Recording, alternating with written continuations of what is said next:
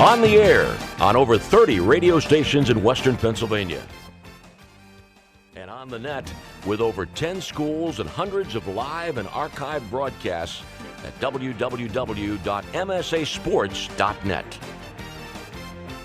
Anytime, anywhere, always there. We are the MSA Sports Network.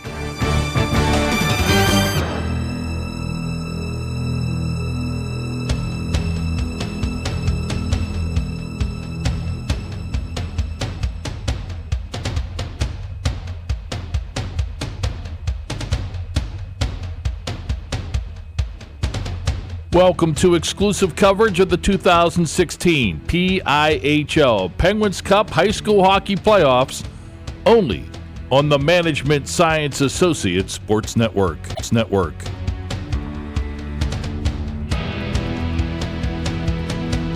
The high school hockey playoffs at MSAsports.net are sponsored by the Mount Lebanon Ice Arena, by J&J Distributing, by First Commonwealth Bank, by Carlow University, by Progress, by Dunkin' Donuts, and by Management Science Associates.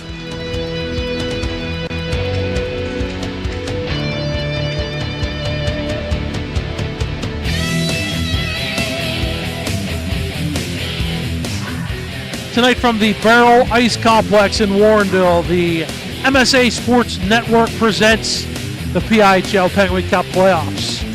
Exclusive coverage, both audio and video, tonight here on the MSA Sports Network as we are in Class AA, a pair of first-round matchups tonight. Two pretty good games as far as the first round goes. This first one features the crossover, as will the second one.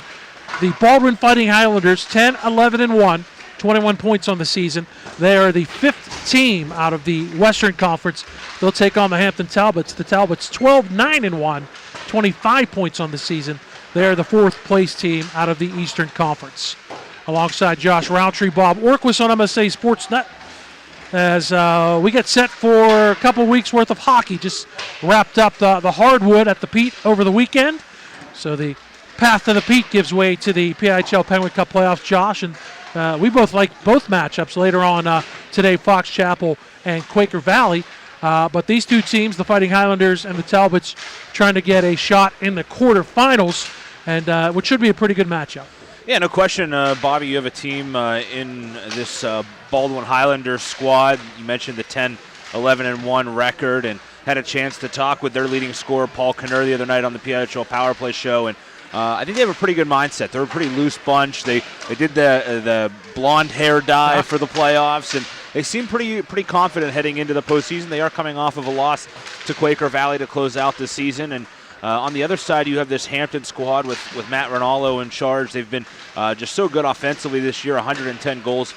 They've scored the 12-9-1 record. And a couple of teams, too, here tonight that rotate goaltenders quite often. And we were, came to the rink not really having an idea of who was going to start in net. Well, we know that now, and we'll see both goaltenders, Cole Shannon for Baldwin and Connor Andrews for the Hampton Talbots, as they're going to have big challenges here. We know playoff hockey, things are always intensified, and the pressure is certainly on. And really, if you look at this AA playoff field, the number one seeds, Moon and Armstrong, and you throw a number of teams in that mix, and I think both of these teams, despite having to play an extra round, are very capable teams of making a run. I don't think, with the exception of maybe three teams in the class or in the Division II bracket out of Class C, and as well as maybe a couple of teams at the bottom of the standings in Class A. I don't think there's anybody in any of the playoff fields that are really going to surprise you if they make a run at a Penguins Cup title this year. That's just how competitive the league has become since the realignment a couple years ago.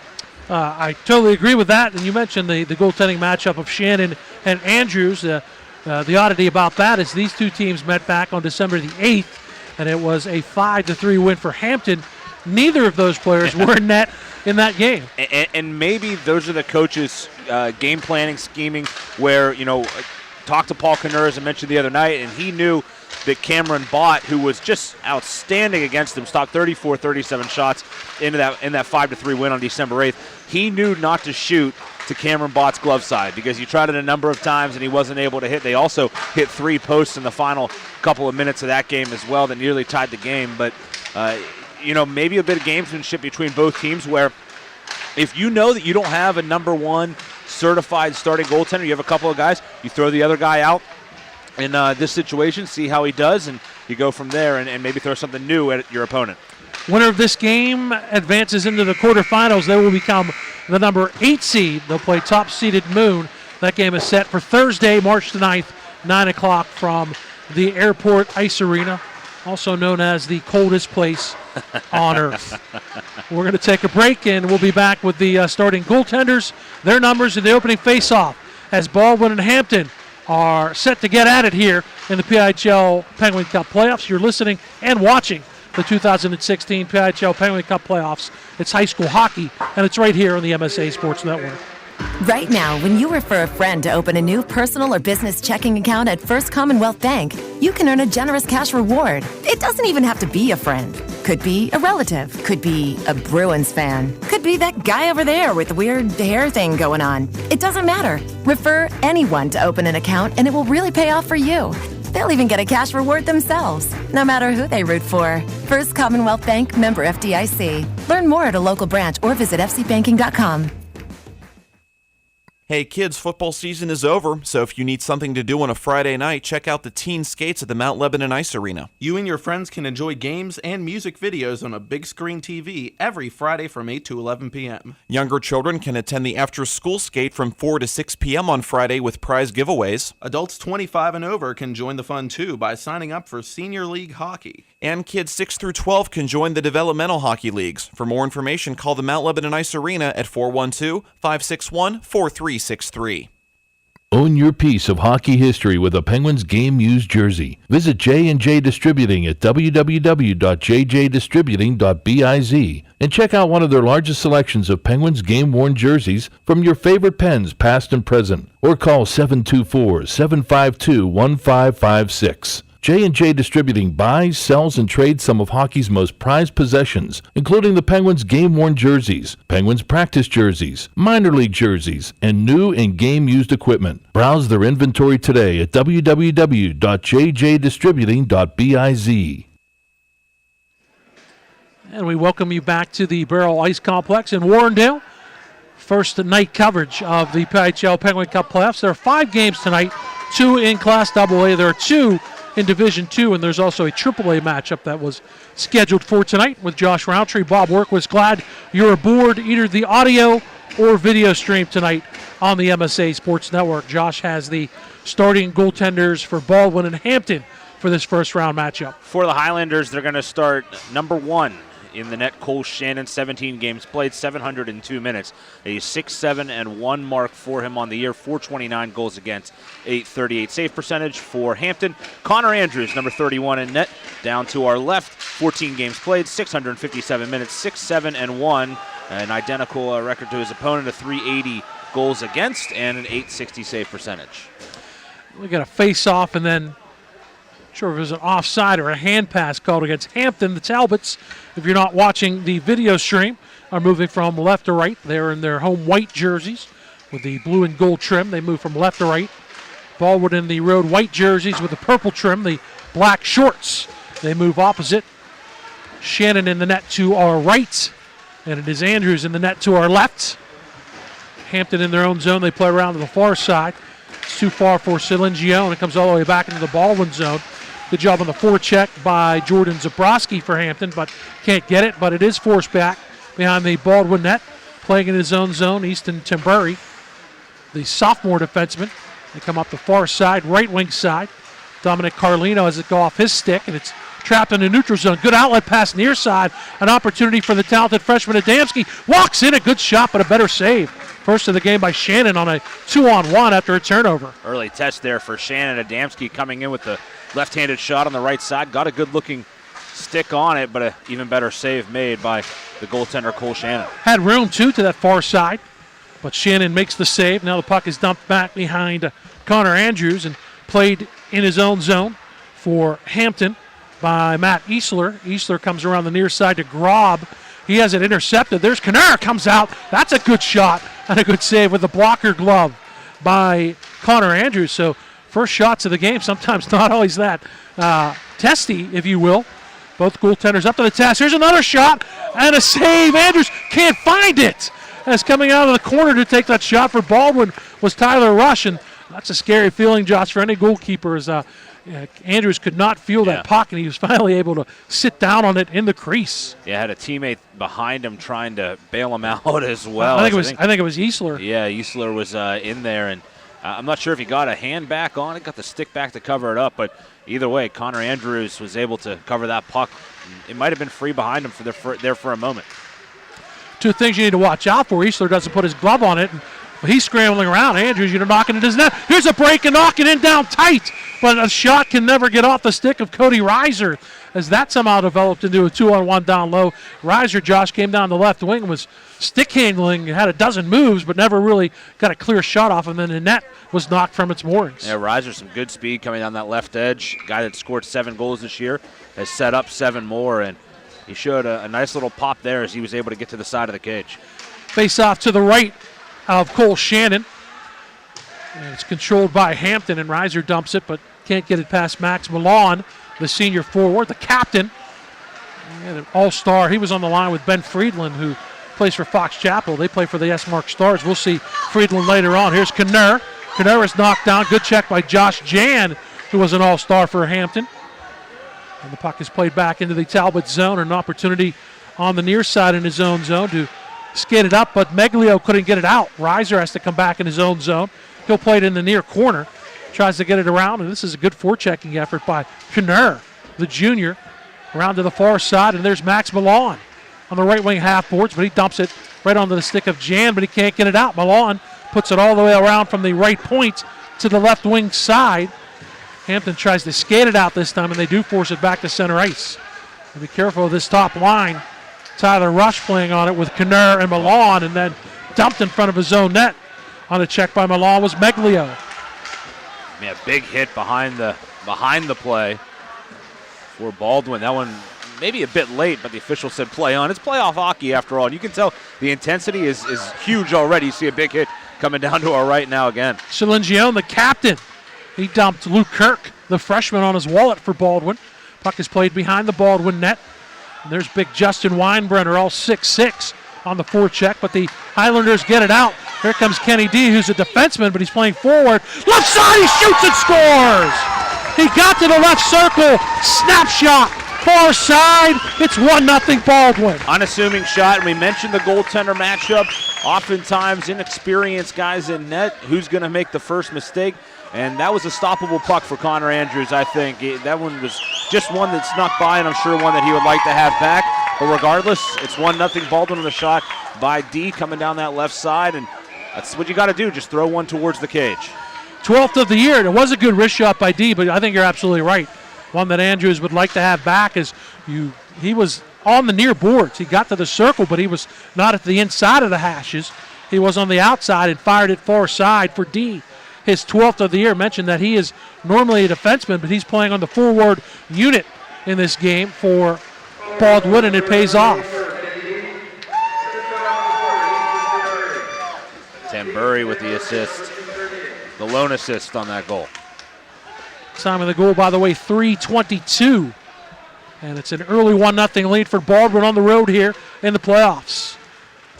It's played by Alex Michelle. Right side will dump it in his own zone. Dan Figura, the sophomore, plays it around, can't get it out. Wrist shot from the far point, slides wide on the near side by Eisler. Michelle has his pocket picked, and Max Milan back 2-on-3. There's a shot by Tyler Rush from between the circles, up high slot, missed in front. Knurr, down low, shot, save, rebound, score! Rush picks up the loose puck, he backhands it in, and it's 2-0 Baldwin. I think Knurr got that started. He threw one towards the cage. It hit a leg in front. A rebound came out on the setup by Paul Knurr, and right there on the spot, they put it home. just like that, 2-0. Connor Andrews, tell you what, he didn't play the last time against Baldwin. He hasn't seen them yet, and that can sometimes work to your disadvantage, not having seen a team and being a fresh body in there. And just like that, it's 2-0. D got his 12th. Rush gets his 12th. First goal was at 3:28, I believe, and the second goal at 4:20.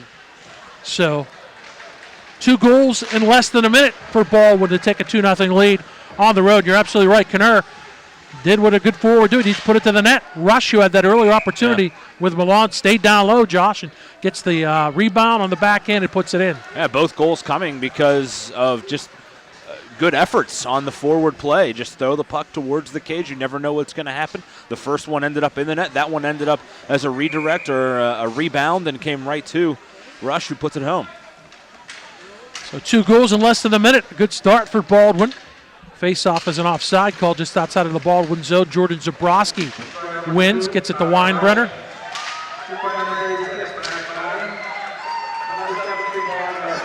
Milan and Knurr.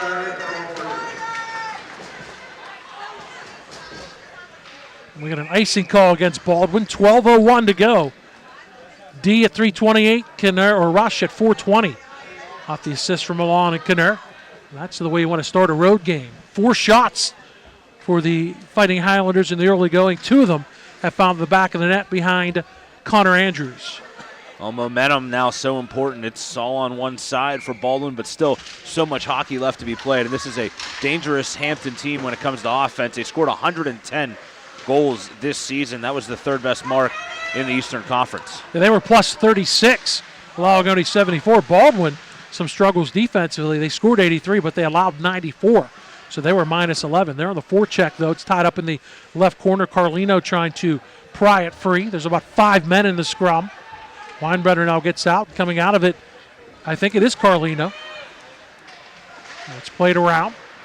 Knocked back in front. Good shot. Better save with the left pad as Baldwin. Carlino came top of the right circle and fired low. This puck is put to the side of the net. It's off the stick of O'Hanlon. And Hampton clears it up but not out. Oh, almost turning and getting some room between the circles was Carlino. Weinbrenner in his own zone plays it up the ice. It's deflected back into the Baldwin zone off of Dorrance's stick. And the Highlanders have to go back and play it. Weinbrenner on the forecheck steals down the near wing. Skates around a check from Dan Figura. Puts it all the way around to the far side. And Jimmy Waderick can't get it out. Good forecheck by Hampton. And they'll play it behind the net. Too hard, though, for Justin Weinbrenner. And Nick Antonio is able to come, skate it, and shoot it out of his zone, off the stick of Easler, so it's not going to be icing. Back in his own zone, Ryan Bates will play it for Hampton. They'll reverse, and a good outlet pass. In stride comes Spencer Helmets with speed down the left wing. Walks in, shot bouncing around. The save was made by Shannon and then cleared out of the crease by one of his defensemen. I think Tambury actually might have got the stick on there and kept it out. That puck was loose, and it was going towards the goal line. And it was either Tambury or someone else. It might have been Dorrance that got the final stick in there and kept it out. Bounced up in the air. The initial save made by Cole Shannon, and that puck bouncing around in the crease. So Shannon has been tested a couple times. It remains 2-0 Baldwin. They have outshot Hampton 6-3. We have 10-11 to go in this first period. Yeah, it was 6-1 just a moment ago, but a couple of good looks at the cage there for the Talbots. Great rush, great speed down the off wing for Spencer Helmets to create that last opportunity. Baldwin has the face-off win, but Adamski, the only freshman in the Class AA All-Star game, by the way, skates in. They lose it to Knurr, but he can't control. But his defensive teammate, Tambury, is able to gain the red line and dump it in. And Baldwin comes on the forecheck. Puck is tied up on the left wing half boards. And Knurr is kind of outnumbered with his teammate Rush, but Milan on the far side with that long reach keeps it in temporarily, and now it's picked up and dumped in by Tyler Rush at the blue line. So a good forecheck by Baldwin, but it is squirted back to center ice. Tambury puts it back in. Should have been an offside, but no whistle. Cleared to center ice, stolen by Knurr, taken right back away by Daniel Grob. Puck between the blue lines, played just inside the Hampton zone. And they'll slide it up to the blue line. Kept in temporarily, but White puts it up ahead. Coming down on through the center of the ice, and on his backhand was Adamski, but he couldn't shoot it. as he couldn't break the double team. This puck is cleared, and it's going to go right on the net. That's going to avoid icing. Had a little conversation with Daniel White before the game concerning Justin Schultz of the Pittsburgh Penguins, the newest Penguin. Cleared up. Opportunity for Grob. Grob was back 2-on-3, but a good defensive play by Antonio. Takes it away, turns it into a counterattack, but coming down the right side, Kenny D is called for being offside. Well, I think, early on, and I have not seen either of these teams this year, Bobby, but what we're seeing early on is one team in Baldwin that's sort of trying to finesse their way into the back of the net, and it's worked for them twice so far. Just kind of gritty play, rebound goal, just an innocent-looking shot for the other, and another team in Hampton that's using a lot of speed. They're trying to gain the edges. They're trying to go on the wings and make some things happen by getting out near the side boards and then trying to funnel the puck in towards the cage by using that great team speed that they have. And they are a very quick squad. They have just tremendous wingers that can really fly, and it's worked for them. Plus, you have a big guy in the middle in Justin Weinbrenner, who has 40 points on the year. He's a good setup man, but a good goal scorer, too, with 23 goals and 17 assists. In case you just joined us, you missed Baldwin scoring 2 goals in 52 seconds. Kenny D at 3:28, Tyler Rush at 4:20. And it's a 2-0 lead for the Fighting Highlanders on the road. Into the zone. We did get too many men on the ice penalty, so I thought we get a power play. Hampton is on the man advantage, so too many men called against Baldwin. We're 30 seconds into the first power play opportunity of the game. Chance for Hampton to try to maybe get their legs back under them, trailing 2-0 here at the Baierl Ice Complex. Daniel White down the right side on the forecheck with Weinbrenner in support. Weinbrenner walks out his shot. Good block in front by Fagora down to one knee. Shot by Jan from the left point. He missed with a wrister. But on the puck is Cody Reiser. Backhands it to Adamski, the freshman playing the right point. His shot blocked by Kenny D. Back to Adamski. He's open, skates in, fakes the shot. D with a great play, great stick work. Clears it out of the zone, and Knurr comes back shorthanded. Gains the zone, fires a shot from the left circle, much where D scored earlier, and that one is gobbled up in the breadbasket of Connor Andrews. Yeah, got a freeze on it, too, so the faceoff will come back down to the Hampton end. A couple of good-looking plays there, but you mentioned D getting out. Kenny D sliding down, making himself present down on the ice, and was able to get a block on it and then force the opportunity back the other way for his teammate. Well, he blocked the first one down on one knee, deflected wide. He did the same move, but Adamski saw that. Yeah. He tried to skate around it, but D kind of spun around and did not let himself get taken out of that play. He was able to force it back to create the short-ended opportunity. We're down to 35 seconds on the Hampton power play. Justin Reinert at center ice puts it up to Zabrowski. He can't gain the zone. Rush is over there forechecking, and it's picked up by Tambury. Tambury clears the zone. Andrews will try to set up one last rush for the Talbots.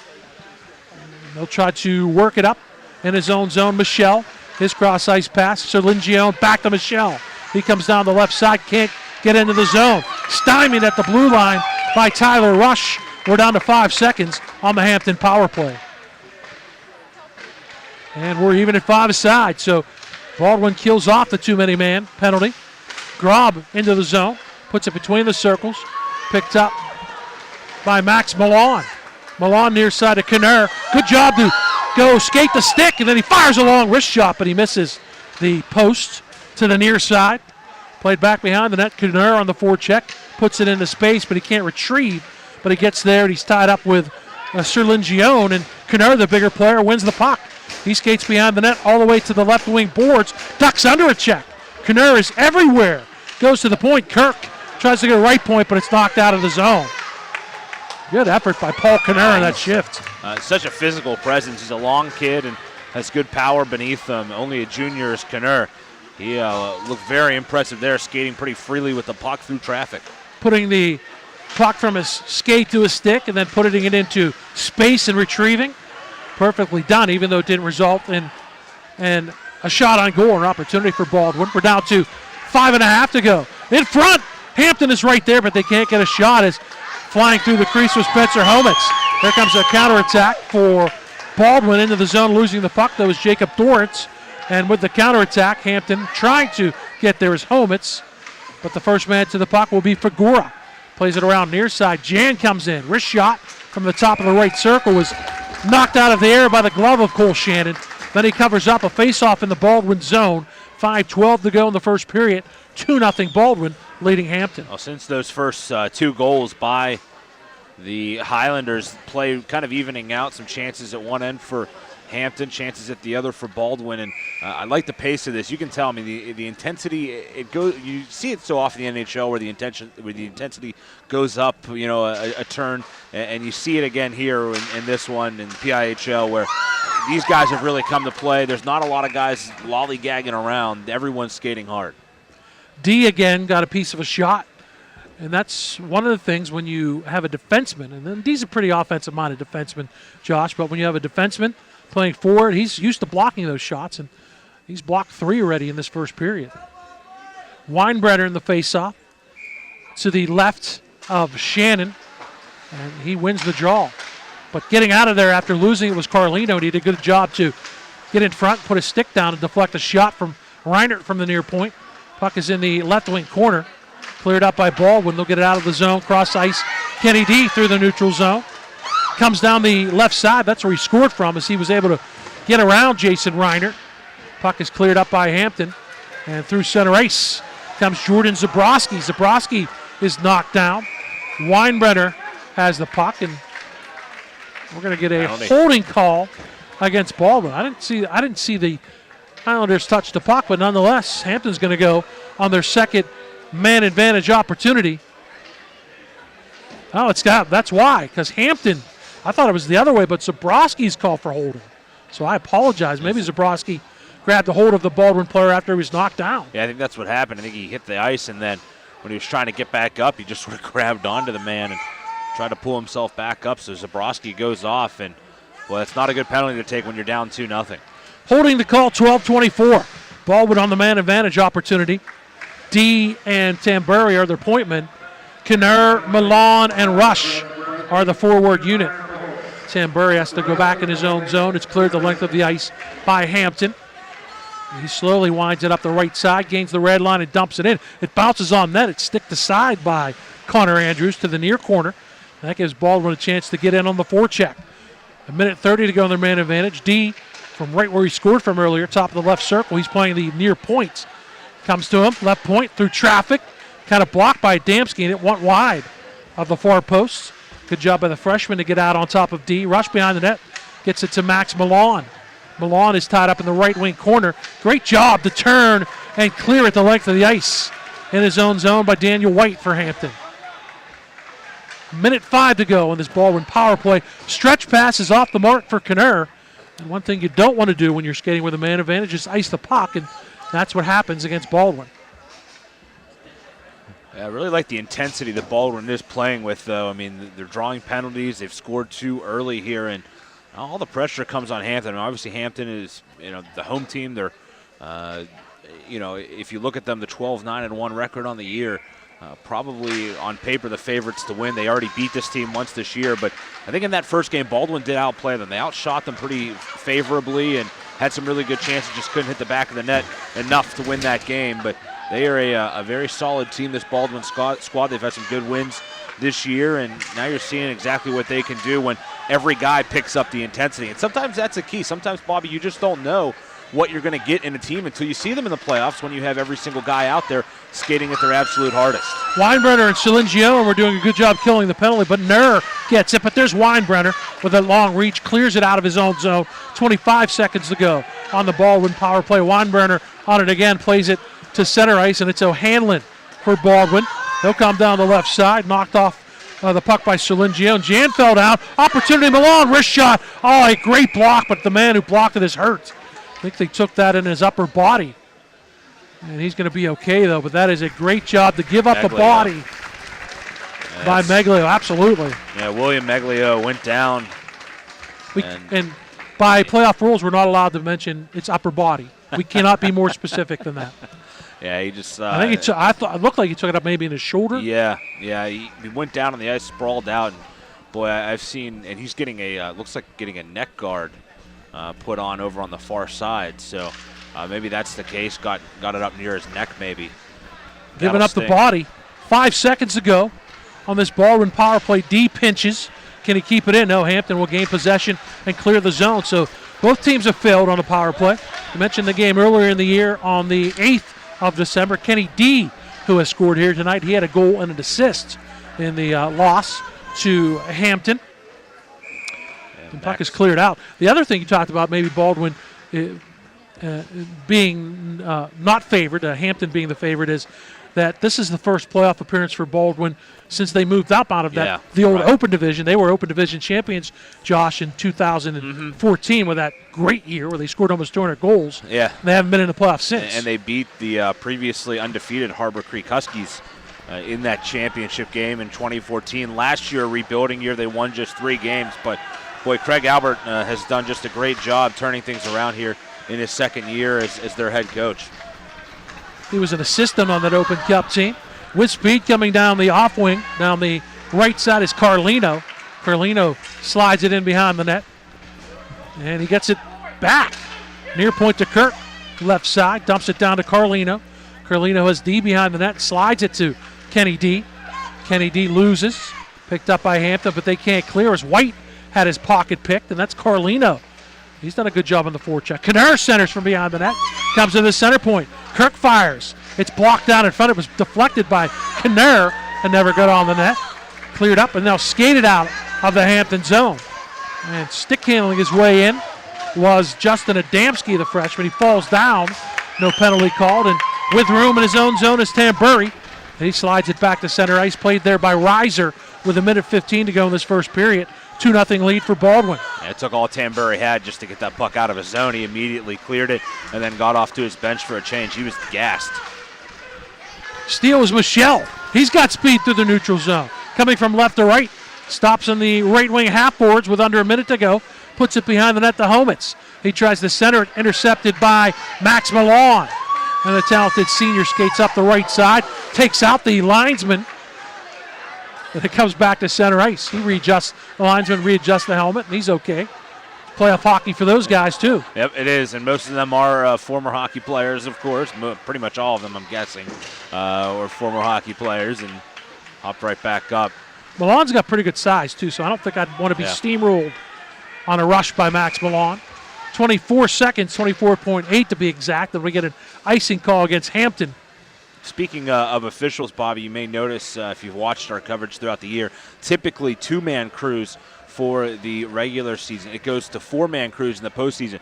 And I can't tell you how many times I've seen that come into play where either the officials or the players just aren't used to it, and an official can get in the way, kind of like we saw right there. It happens nearly once every playoff game just because kids are not used to those guys being there. And at times, those refs, they've been skating a whole year with just one other guy out there with them in PIHL games, and they might not be used to it either. Back-to-back icing calls against Hampton. Down to 16.4, 2-0 lead. Also, you got to mind your P's and Q's because extra sets of eyes out there now, so all right. You can't have any of the funny stuff behind the play. Right, and how many times... we had a little bit of it earlier in this period. Right, you and I have been at this for a while. How many times do we see stuff like that the officials don't see, and players, they tend to get sneaky behind plays and get away with some stuff that they won't with 4-man crews. Solingione had the face-off win. He gets it up into the Baldwin zone. 8 seconds. Weinbrenner keeps it in. Now it's backhanded in by Zabrowski. Cleared out by Baldwin. Not going to be far enough for icing, I don't believe, as the horn sounds. A good first period on the road for the Baldwin Fighting Highlanders. They scored twice. Goals by D and Rush, and after one, it is Baldwin leading the Hampton Talbots by a score of 2-0. We're going to take a break. Back with the second period right after this. You're listening and watching the 2016 PIHL Penguin Cup High School Hockey Playoffs. They're only here on the MSA Sports Network. Who says you can only enjoy breakfast in the morning? And who says you can only enjoy it one type of way? At Dunkin' Donuts, breakfast is delicious any kind of way, any time of day. A breakfast craving can strike any time, whether it's morning, noon, or night. Dunkin' has the perfect combination of breakfast deliciousness to satisfy any craving. Bacon, egg, and cheese on a bagel, sausage, egg, and cheese on a croissant, ham, egg, and cheese on an English muffin. All your favorites anytime you want them. Stop by Dunkin' for breakfast anytime. America runs on Dunkin'. Price and participation may vary. Life is about having the confidence to know you can do anything, right? I get that at Carlo. I graduated with top awards, but beyond the classroom, Carlo helped me learn a lot about myself. Carlo brings out the best in you. I know I'm going to be a fantastic nurse. I know whatever I come across, I'll be prepared. I can't think of a better place to start the rest of my life, because at Carlo, I know I matter. I matter. I matter. Enroll at Carlo University. Visit carlo.edu.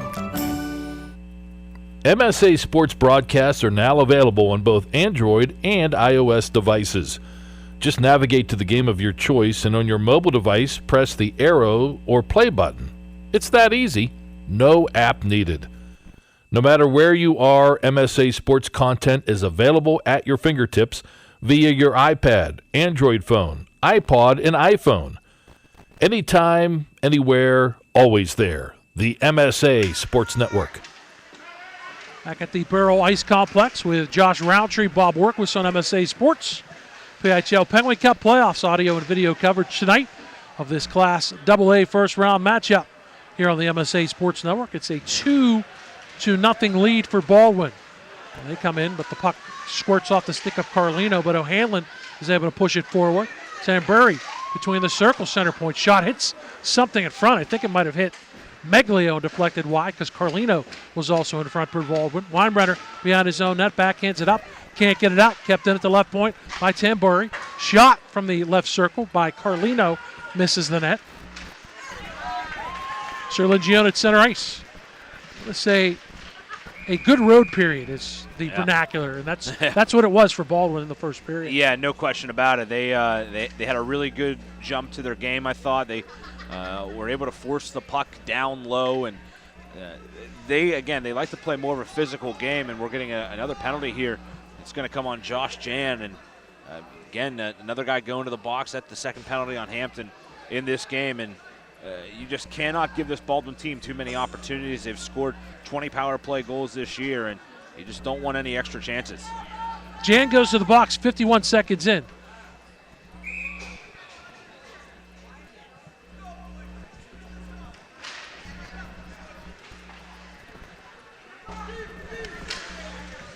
Baldwin skating from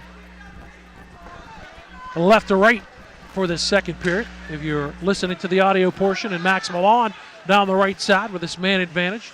Skates into the right corner, slides it behind the net to Tyler Rush, gets it back. Kirk is at the near point. Milan will reset, stops at the top of the right wing circle. He's quarterbacking the power play from this near side. Slides it behind the net to Rush, puts it in front. Knurr down low, shot save.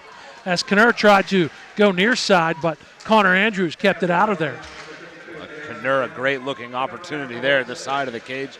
Crowd thought he had it. I think for a moment he did too. Penalty, by the way, on Jan is holding the stick at 51 seconds. Minute 10 to go in this power play for Baldwin. They're 0 for 1 with a man advantage, and the Highlanders are in their own zone. Luke Kirk, the freshman, he played earlier in the year. He broke his wrist, and talking about hockey players, he came out and played. Knurr, good shot as he made a little quick move coming down the right wing, cut inside and fired, but a right pad save made by Andrews. Knurr has it, goes to the point, puts it on the stick of Antonio. Back to Knurr, dumps it down for Milan. Milan's in the left wing corner this time. Resets with Knurr. Center point, shot. It is through traffic by Dean. It's blocked. Finds the stick of Knurr on the right wing boards.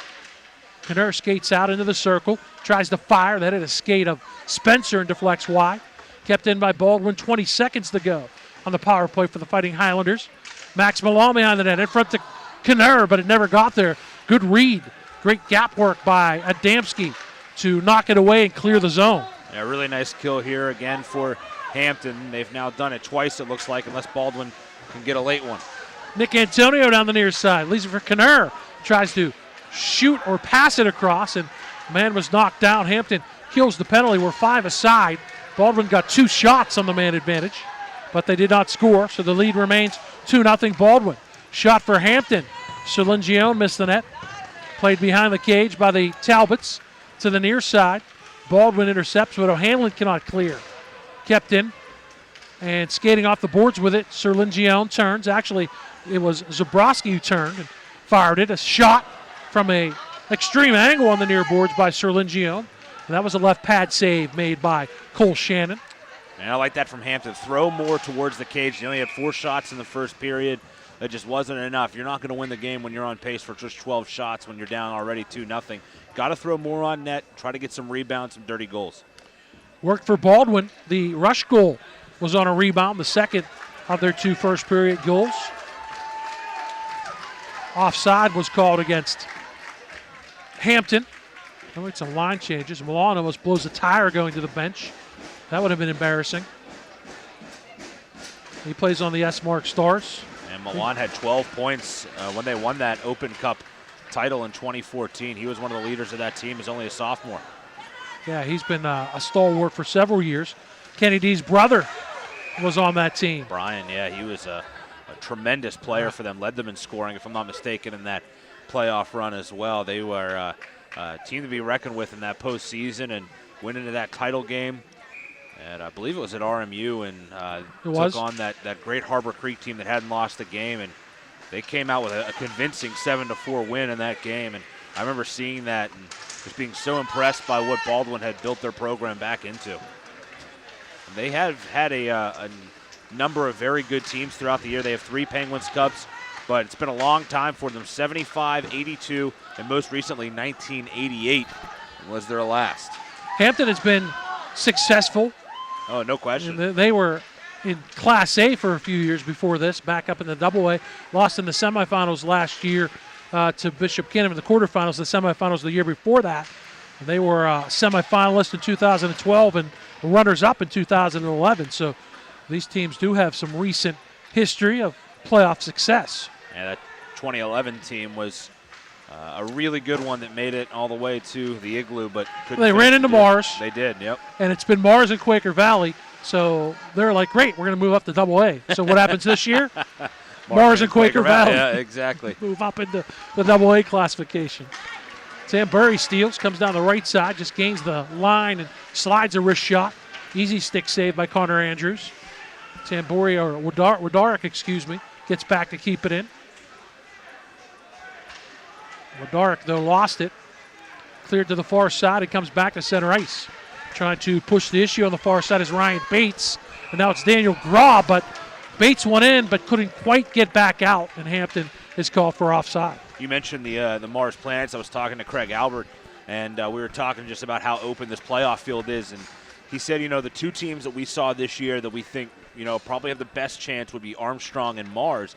Interestingly enough, they beat Mars, did Baldwin, earlier this year. So I think that shows, not only what he thinks of the playoff field, but also what he probably thinks of his own team, and that they're capable of winning this thing if they can get it on a run, if they can get the goaltending. And so far, they've got off to a good start here in these Penguins Cup playoffs. I thought the same in all 4 of these teams that are playing in this first round game. We're going to see Quaker Valley. And how about this for a difference for Quaker Valley? They move up from Class A, as we just talked about, Josh, and where they were dominant, and they talk about, you don't get as many blowouts. The games are closer here in the Double-A classification. They play Fox Chapel to slot in at the 7th seed. So when is the last time Quaker Valley's been that low of a seed? Right, and even at that, they're still very capable. Down low, an opportunity for Hampton crashing the net. Not sure if Cole Shannon got a piece of that, but it was an opportunity for Hampton down low. And here comes Tyler Rush, who has a goal. He's down the left side on the backhand. Puts it up into the chest and into the butterfly to make the save was Connor Andrews. Then he holds on, and then Rush was knocked into the net, came off its moorings. 12-5, the shots on goal. 10:54 to go in the second period. Baldwin on first period goals by D and Rush. The Fighting Highlanders have a 2-0 lead. Yeah, you mentioned those 2 teams we'll see later, Quaker Valley and Fox Chapel, and I think what you have there is maybe the best player in the league. And Craig Albert even said that Connor Quinn of Quaker Valley might be the best player in the league. And on the other side, you have maybe the best goaltender in the PIHL in Chad Veltri, who I'm really looking forward to finally getting a chance to see. That's a guy that has seen 50 shots in a number of games this year and stopped most of them. He's stopped 90% of the shots he's faced in his career, and he's seen a ton of rubber. Skull Weinberger! He gets his own rebound. He came down the right wing, put a wrist shot on that was blocked, but he retrieved it. Bottom of the right circle, and he fires it past Cole Shannon. And the Talbots are on the board. It's 2-1. Just a huge goal by Weinbrenner, his 24th that he scored this year, first of the postseason. And Justin Weinbrenner, good second effort. Got the puck on, the rebound, which I thought Cole Shannon's given up a couple of pretty juicy rebounds early. Both goaltenders really have. But Weinbrenner that time got it right back, followed it up, and poked it home. Looked like maybe right up over the right shoulder of the goaltender and Shannon, and it's 2-1. Carlino came down the right side, narrowly missed, making it 3-1. I'm not sure if that shot, the initial shot, ever got onto Andrews. There's a shot from O'Hanlon from the left circle that gets on Andrews, on Shannon, excuse me, the earlier comment. But this time, Connor Andrews makes the save. But nice to be 6'6" and have that reach for Justin Weinbrenner, because he made that puck retrieval in the right circle, Josh, look very easy. Yeah, I mean, he would be a good addition to that great Hampton basketball team, but he's 6'6" out on the rink, and that's imposing in high school. I mean, you don't see a lot of guys that are that height. Occasionally you'll see them, they play defense mostly and can't skate too well. He's not that way. He's a tall guy that can definitely move, and that's certainly going to translate into some good success for him. And his career is not a lot of guys have that size and can move like he does. Luke Serlingione got the only assist on the Weinbrenner goal. He plays for the Junior Penguins travel hockey, I believe. He wants to get stronger. He wants to play at the next level, specifically looking at maybe playing college hockey. I've had a chance to have a couple conversations, a couple center stages with Justin Weinbrenner. His dad was the former head coach out here at Hampton. Hampton in their own zone, a little bit renewed life now, as they're down just by a goal. They come into the zone jam, had it poked off his stick, but Reiser is on the forecheck down the right side. Turns it, backhands it, right point to Josh Jan. Tees it up. That shot hit his own man, I think. No, it was blocked, actually. Carlino. Given up the body by Carlino. He's been impressive. He's hurt. Yeah, he can't get off the ice. You can see he's a little bit gimpy after blocking that shot. He has the puck behind his own net, slides it around. Jan keeps it in. And that is blocked. And here comes D on a breakaway. Walking in, backhand, forehand, shoots and scores! I think he put that puck between his legs and scored it. That is as pretty as you're going to see. I'm not sure, Craig Albert, I mean, looking over, he's smiling and clapping. Kids are having fun. I guess that's the way he looks at it. Some coaches, if he doesn't make that, he's probably going to get an earful pulling that fancy move. But my goodness, what a goal that was for D. Deked the goaltender right out of his skates and then tucked the puck between his legs and put it into the open net. Blocked the shot of Jan. So he goodness. came 3/4 of the ice, Josh, with a clear breakaway. Stick handling all the way, and then a little bit of an angle from left to right. And one from backhand between his legs back to the forehand, drawing Connor Andrews with him in that direction. And then he slid it in behind the goaltender. 2 for D in this game. 13 on the season. That's a beauty right there. That's one of the nicest you'll see. Knurr wrist shot. It is blocked aside by Andrews, and he lost track of that rebound. What an answer, though. Just a minute 32 after the Hampton goal. They get the block by Carlino, and then the second block by D. Guys giving up their body, playoff hockey. We're seeing it here, and it leads to a goal for the Baldwin Highlanders. 4 blocks by my count. Exactly. By Kenny D of blocking shots already. Mentioned to move them up from defense to offense, and it works for the goal there. And yeah, you cannot forget the play that Carlino made. Couldn't get off the ice. I was going to mention before D blocked that, came on the breakaway, that with this second period, the benches are switched, so you've got the long line change. Weinbrenner in front. That's up in the air as he had a man coming down the slot at Damsky. Cleared by Milan. 3-on-3. Baldwin back the other way. Knurr into the corner. Dumps it behind the net, but Daniel White is on the puck for Hampton. He'll slide it up the near side. It comes back to center ice. Played there on the stick of Figura, and it's Rush who comes into the zone. He's knocked down by Michelle. Could have been maybe a slew foot. Shot save as it came onto the stick of Knurr, and Andrews had to be sharp, and he also made a save on the rebound. And that puck is cleared the length of the ice for icing, but I thought potentially as Rush came in, maybe got that foot out for a trip. Yeah, I couldn't tell if he just got him sort of knee on knee or if he sort of extended the foot to trip him up. But officials, and again, there's 4 guys out there in stripes. None of them saw it that way, and we'll turn to them for that call. Of course, we're among the Baldwin fans, so their opinion is going to be that it was a trip. But it was hard to see. But there was traffic in the middle of the ice. But it actually resulted that rush and 2 shots by Knurr, denied by Connor Andrews. 3-1 lead for Baldwin. 7.5 to go. in this second period. The winner of this game plays the top-seeded Moon Tigers. Either the Talbots or the Highlanders become the number 8 seed in this Class AA tournament. PIHL High School Hockey here on MSA Sports. Baldwin on the forecheck. Mark O'Hanlon behind the net. And he gets some help. Puts it in behind. Tamburi way up front. The defenseman came back to Kirk. It wasn't Tamburi, excuse me. Tamburi got back to the point. It was Milan. There's Tamburi. Through traffic and it pinballs. And it just misses the near side. I think they hit a couple of Hampton players on the way through, actually, and then popped up over. It was headed right, and it ended up coming back the opposite side. Yeah. Very close to being 4-1 Fighting Highlanders. Sherlingione near side pass. Josh Jan leads the rush down the left wing side. Grob has it knocked away. Sherlingione, though, is able to keep it in for Hampton. And it's tied up on the near boards in the Baldwin zone. It's funny, you see this now at every level. We're going to get a penalty coming against Hampton. Yeah. I don't know, finish that comment, but Milan drops it back to an onrushing Nerd. Hampton's going to be shorthanded once again for the third time. But I was watching the NHL Network and saw some old-time hockey, and the puck would go into the tie-up, Josh, and the whistle would blow immediately. And you rarely, if ever now, at any level, see a tie-up on the boards. It's true. We had a situation right there where they didn't blow the whistle, and it results in a power play for Baldwin. Cross-checking is the call on Jordan Zabrowski. Second time that he's gone to the box in this game. Holding was the call on him in the first period. Now he steps back into the box at the 10:41 mark of the period. Kinner has the face-off. Fires a strong wrist shot from the top of the circles. Near side of Kinner, miss. Kinner walks in. His pass is just beyond Milan. Good job on the defensive end by Reinert to deny that opportunity. Well, Captain Milan was standing right there, had an open net, and Kinner gave him a good pass right through the paint nearly, and Milan just couldn't quite get a swing on it. I think Reinert came over and denied that opportunity. Kinner, off that face-off win by Baldwin, had two good opportunities, missing on the first and then missing to try to hit Milan on the second. Here comes Kinner down the left side, cuts laterally all the way to the right side. Wrist shot against the grain, and just getting a piece of that was Connor Andrews. Good shot, better save.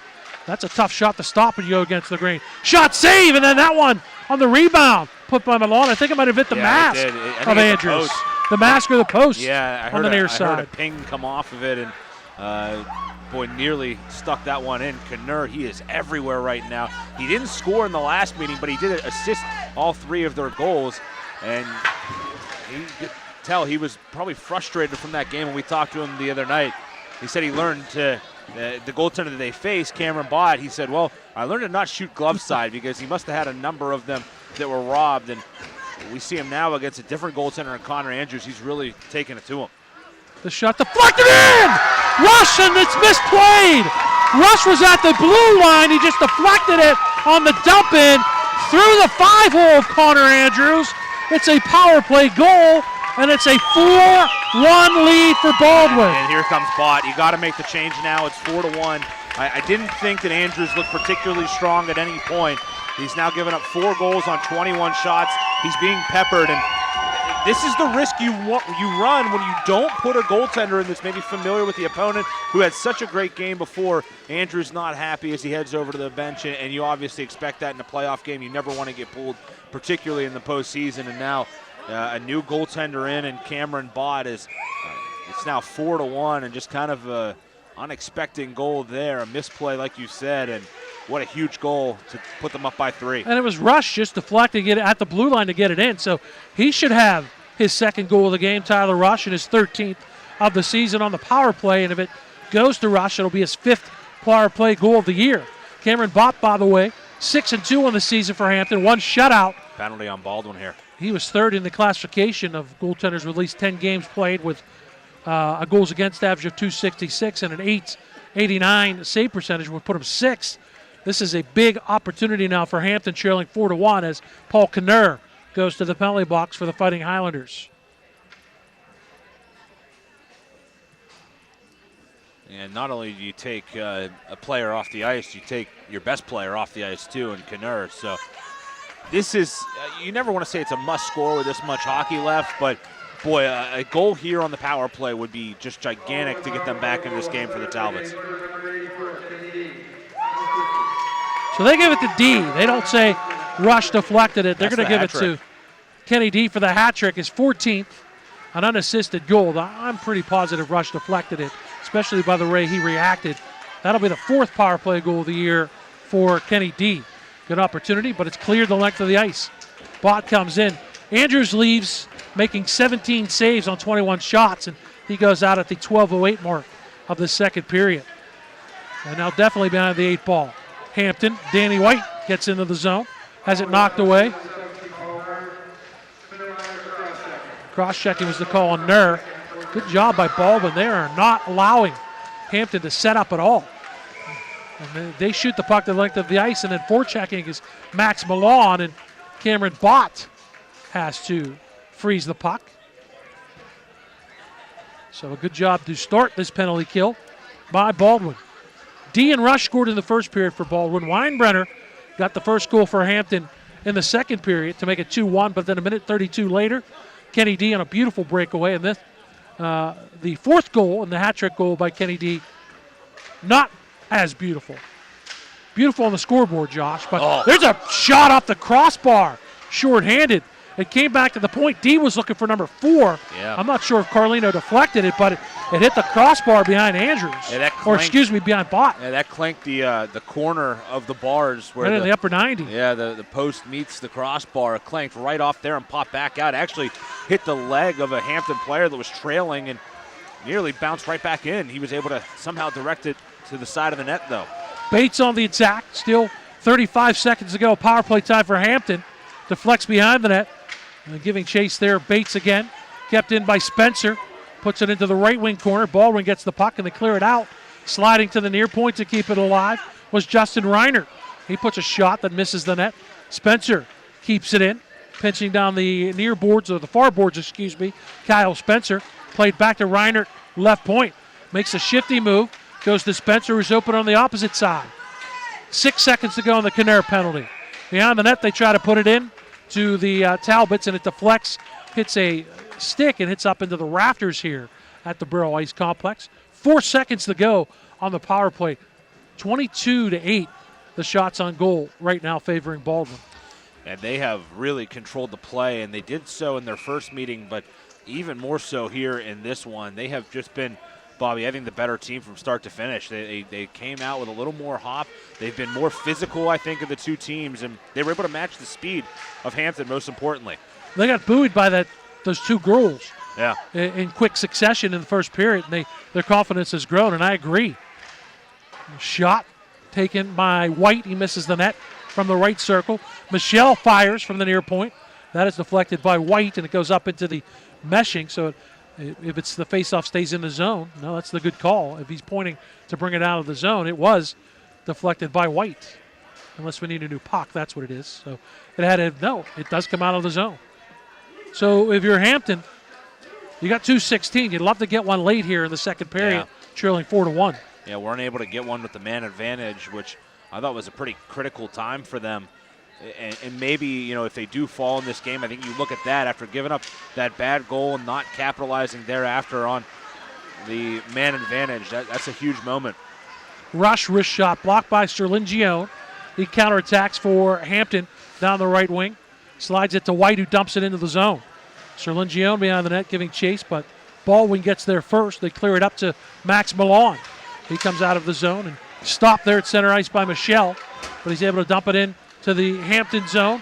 Weinbrenner couldn't clear. Rush comes in. He takes a shot from the near boards in the right circle. He misses the far post.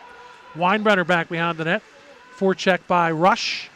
Slides it to the near point. It's back past Antonio. Clearing the zone. Serlingione, and right into her face. Crushed into the boards by Max Milan. And Milan's I could not have a better view all year of a check than that one right there. And there's Weinbrenner into the zone, but he got down low. Baldwin clears it away. Weinbrenner starting to pick it up here, throwing that big 6'6" frame around. Kept in, Michelle firing. Blocked in front, never got onto the net. As making the block was Figura, blocking the Michelle shot from the near point. That was part of the physicality you were talking about, Josh, for Baldwin. We're under a minute to go in the second period. Baldwin leading by 3. Hampton had the puck cleared by Baldwin. They'll definitely take this icing call. They will. Right now, 52.6 to go in the second period. Hampton, they have 10 shots on goal. I bet Baldwin has 10, 11, 12 blocks, just flat-out blocks of shots. It's not that Hampton's not getting looks at the net. It's that Baldwin's just taking them away. They have just sacrificed themselves here in this playoff game, and it's been the difference. Coaches will love that. If there's any kind of film, including our archive, they can watch that and see that their guys, their players have been giving it up. All started with D face-off win. Jan fires from between the circles. A good face-off win, a good shot, but into the butterfly to make the save, and holding on into the belly protector was Cole Shannon. And Josh Jan letting one go quickly off the draw. 49.9 to go, and it's going to be a much-needed break here for Hampton. Jan is directing traffic. Hampton wins the draw, and Reiser has to go down low. It's Homitz. Shots through traffic by Bates.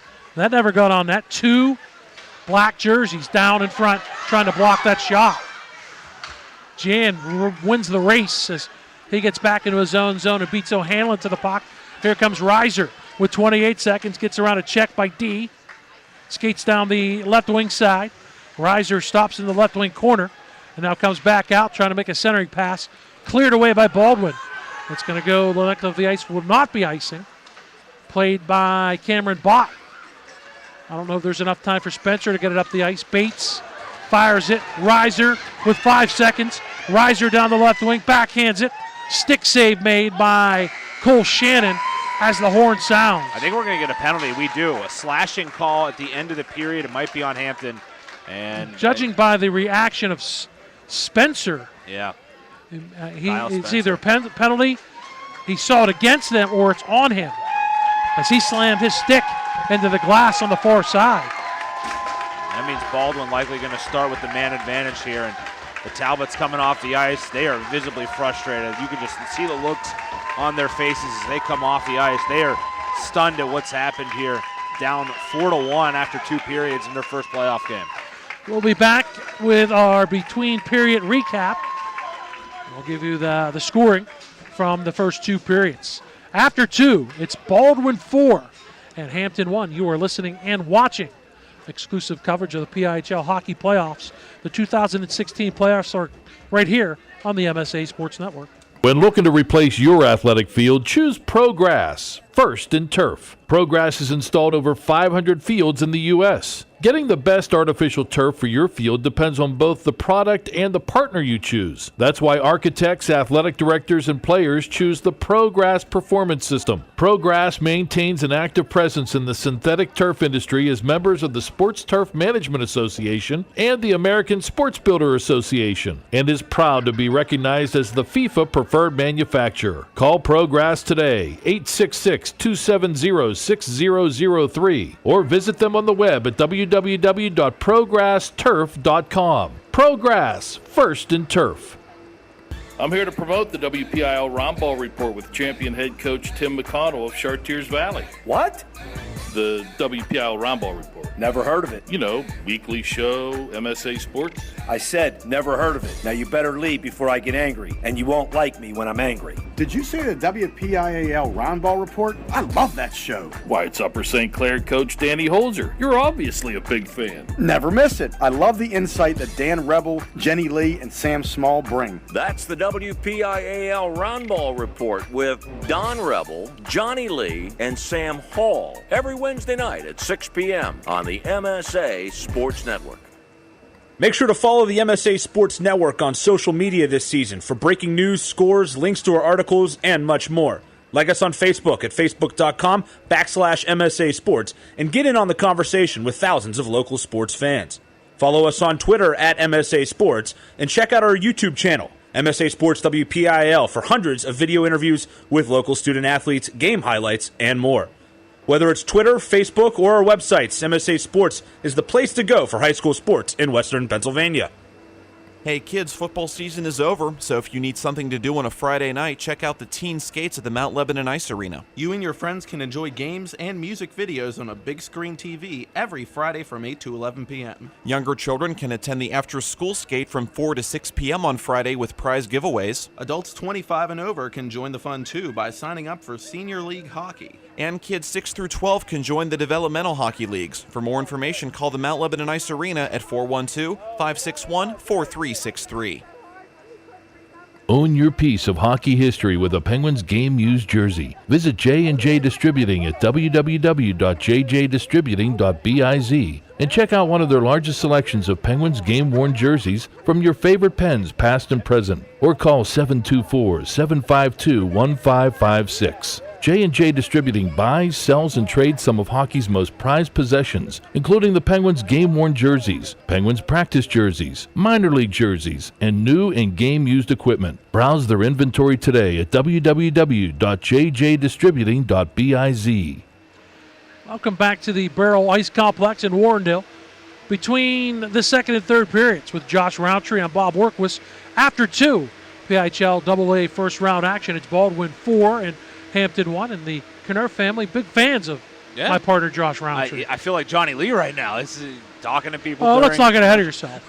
There were only 2 of them. If it was Johnny Lee, there'd be about 12. Johnny Lee would know everybody's name, first, middle, and last in this rink right now. Well, it was nice of them to come up and have a chat with you between periods. Yeah, we talked to, I got a chance to talk to Paul Knurr's mom.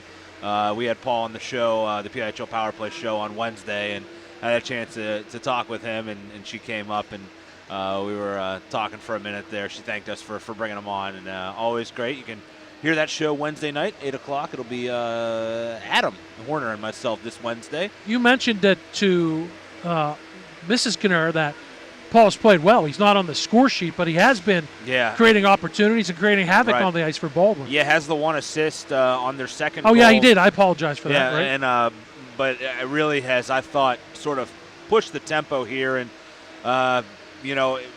you can tell he's a top-tier player. He's a high-caliber player. And, boy, I'll tell you what, Baldwin right now, Bobby, they look like a team that is as good as anybody I've seen this year. I mean, the way that they've played. And, it's amazing to think that this team struggled and has a sub-500 record right now at 10-11-1 because, they're playing a good team, a very good team in Hampton. And they've taken it to them through 2 periods. I mean, shots are 23-13. I think chances even more so, and it's just been all Baldwin through these 2 periods. And of course, the bad goal there, to make it 4-1. That's a tough one to take because 3-1. You get 1 early, and then you can spend the whole period trying to get the equalizer. Now all of a sudden you got to get 2, probably in the first 7, 8, 9 minutes. And then you got to look for that equalizer too if you're going to score 4 more goals here in this game to win this one. It's going to take a pretty drastic comeback by Hampton. 4-2, Baldwin after 2. Josh has the scoring recap so far. Let's take a look for the scoring recap. Kenny D got us started. He made it 1-0. A goal just 3:28 into this contest. Easton Tamburi set him up. And D, his first, he wasn't done. And just, a minute and 12 seconds later, I believe it was, or not even that. 52 seconds later, excuse me, it was Tyler Rush that made it 2-0 as Max Milan, Paul Knurr set him up. Knurr, I thought, a great turning shot from the slot. Just put a puck on net, and Milan must have got a piece of it on the way through, and it came right to that man Rush, and he buried it to make it 2-0. And boom, you can tell Hampton, they were just kind of shell-shocked in a way that it was 2-0 just like that, 4:20 into the game. A couple penalties followed after that. They would be killed, and we would head to the intermission, the first intermission at 2-0. Baldwin's shots were 8-4 at that point. In the second period, an early penalty on Josh Jan, that would be killed, and Hampton would make it 2-1. I thought really momentum might turn there with the goal by Justin Weinbrenner, the rebound goal after good shot on the right side, got it right back. Serlingione set him up, and 6:20 mark, it was 2-1, but it did not take Baldwin long. Kenny D, an unassisted goal. First, a great shot block by Dominic Carlino. Then a great shot block by Kenny D leads to a breakaway back the other way, and he buries it on just one of the craziest moves you'll ever see, where he just deked and then finally slid the puck through his legs and popped it into the open net. That made it 3-1 at that point, his second goal of the game. And then D would get the next one as well.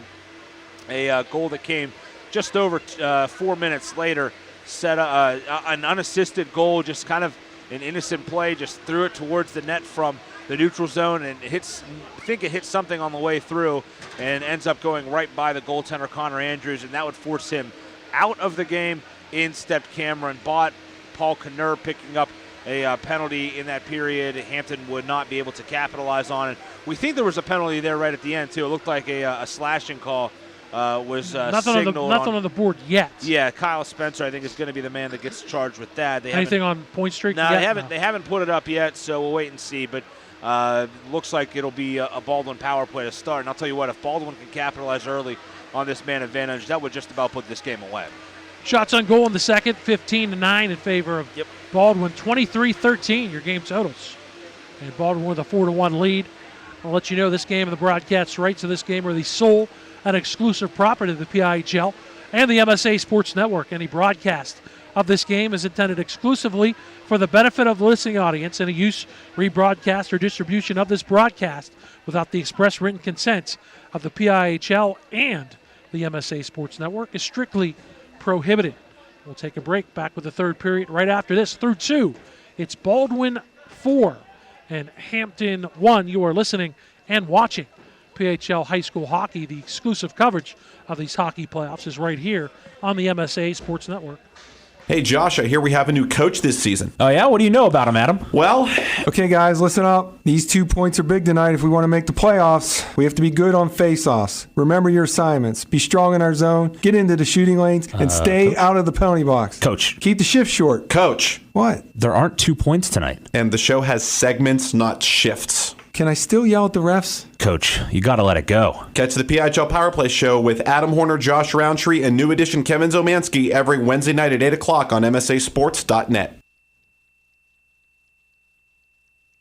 Inside of WPIHL Wrestling Circle returns Monday nights at 7 p.m. here on the MSA Sports Network. We have you covered all season long with analysis, coaching, and wrestler interviews. Plus, we're proud to cover the nation's hotbed of high school wrestling with 2 world champions, 8 returning state champions, and a team that will be going for an unprecedented 10th straight team championship. Don't miss it. Inside of WPIHL Wrestling Circle every Monday night at 7 p.m. on the MSA Sports Network.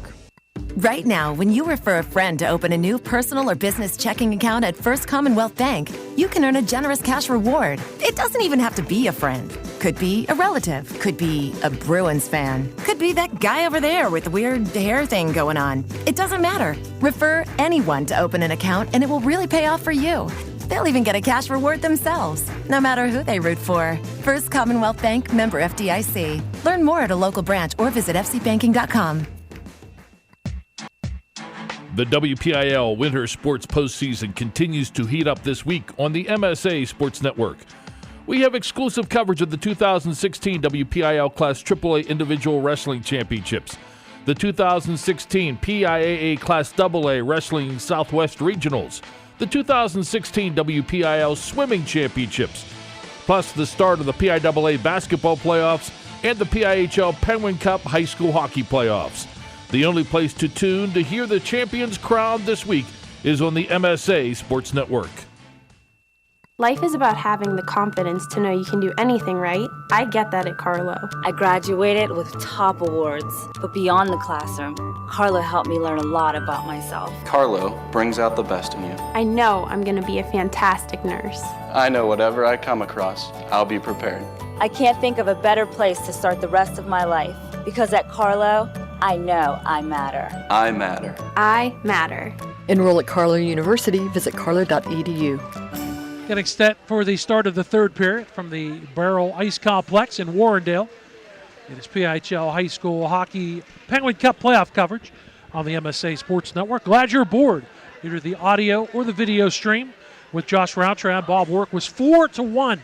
Baldwin leads after 2 periods. They saw some Moon Tiger Jackets, and they were here earlier, and they're obviously interested observers, Josh, because as the top seed, they await the winner of this game on Thursday. They do. They are the number 1 seed out of the West, and a very strong opponent coming up for whoever does win this game. The winner of that Moon and either Baldwin or Hampton game will move on to the semifinals and will take on the winner of Latrobe and Bishop Canavan. What a great classic rivalry that is. Those two have met up several times in the postseason before with some pretty dramatic outcomes. On the other side of the bracket, the number 1 seed is Armstrong. They will take on the winner of tonight's game between Quaker Valley and Fox Chapel. Bobby and I will have that an audio-only broadcast of that game starting around 9 o'clock right here at Baierl. And then the winner of that game goes to the semifinals where they will take on Mars or Plum. Those two are meeting Thursday night right here at Baierl at 8 o'clock. So that's how things look as we are right now in the first round of the play-in round before the quarterfinals. Spencer goes to the box. There's no time on the board, so we'll have to see what that penalty is. I am remiss, by the way, that I haven't mentioned through the first 2 periods that Jess Levo is the third member of our crew. She's filming. We give her the nightcap off. She gets up a lot earlier than us. It is slashing, so good catch. Yep, and it's on here at the 17-minute mark. Kyle Spencer going for the slash. Now does it become critical for Hampton?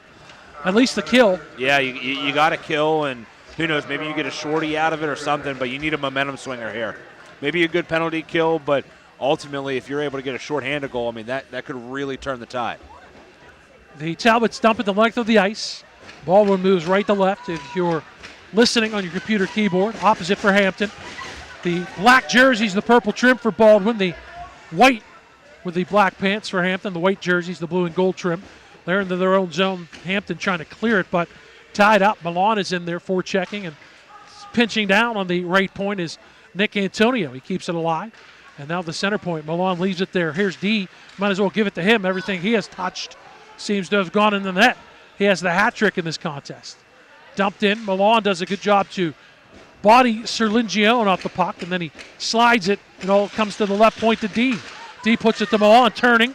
That shot is blocked nicely by Weinbrenner, and it's cleared out of the zone. Well, good first minute here for Hampton on the PK. That's step 1, these 2 minutes. And then you build from there. If you're Hampton, if you're Baldwin, you'd love a PPG and maybe put this one away early. Baldwin into the zone. Antonio from the right point dumps it in. Knurr gives chase. Jan is there. It squirts out. Picked up and slapped, and out of the zone it goes. Good job to clear the ice by Meglio. And oh, wow. What? They score! What was going on with Cole Shannon? And that's great hustle by Hampton. And it's Adamski with a short-handed goal. Wow. What in the world was Cole Shannon thinking? Shannon just waited and waited and waited, finally covered it up. He wants to play it, obviously, to keep playing, but you got to glove that. Yeah, and he went to go put the glove on, and it looked like Adamski just came in and maybe got a stick on it and put it between the legs, and then just sort of peeked around the backside of Shannon. Saw it sitting there. And what do you know? There's the puck and just tucked it into the net. That is a huge goal. Mentioned a shorthanded goal would be huge. We saw a big mistake earlier by a goaltender, a couple of mistakes by the Hampton goaltender and Connor Andrews, and now a mistake at the other end. And who knows? Maybe the tide has turned here. That Hampton bench is back. What a happy leap day present for Justin Adamski to come around and find that puck just sitting there. And I know you're on the man advantage and you want to move it, but they give it to Michelle. It's not Michelle. It's 19, not 18. And there's my bone of contention. My soapbox is the referees calling that.